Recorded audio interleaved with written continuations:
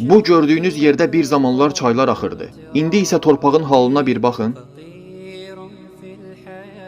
Baxın, burada da biraz su qalıb. Sübhanallah.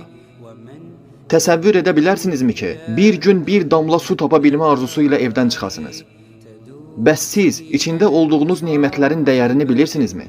Allah Sübhanehu ve Teala'nın sizə necə rahat bir həyat bəxş etdiyinin fərqindəsinizmi?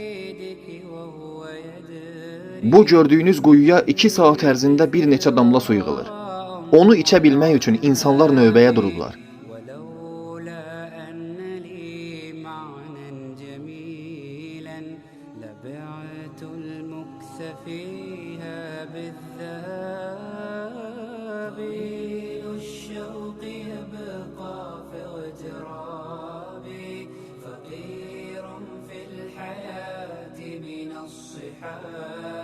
Əziz bacı və qardaşlarım, bir anda nə oldu bilirsinizmi?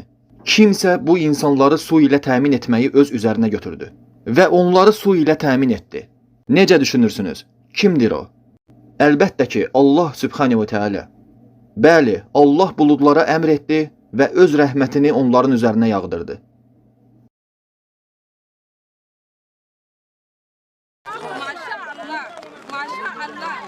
Uca yaradan Quran-ı Kərimdə belə buyurub: İnsanlar ümidlərini kəsdikdən sonra yağış endirən və öz mərhəmətini hər yana yayan odur. O, himayə edəndir, tərifə layiq olan da şübhəsiz ki, odur.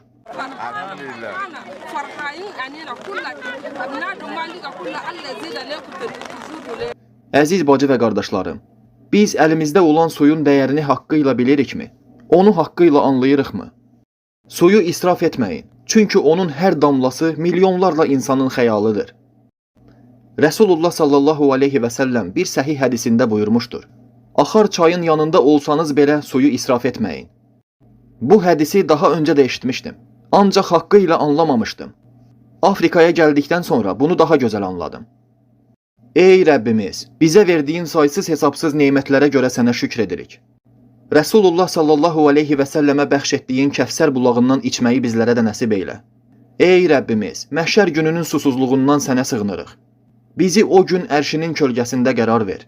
O gün ki, hansı ki sənin kölgəndən başqa kölgə olmayacaq. Əssalamu aleykum və rəhmətullahi və barakatuh.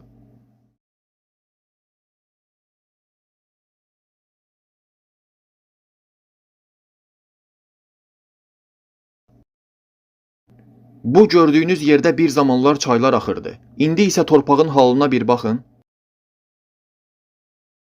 Baxın, burada da biraz su qalıb. Sübhanallah.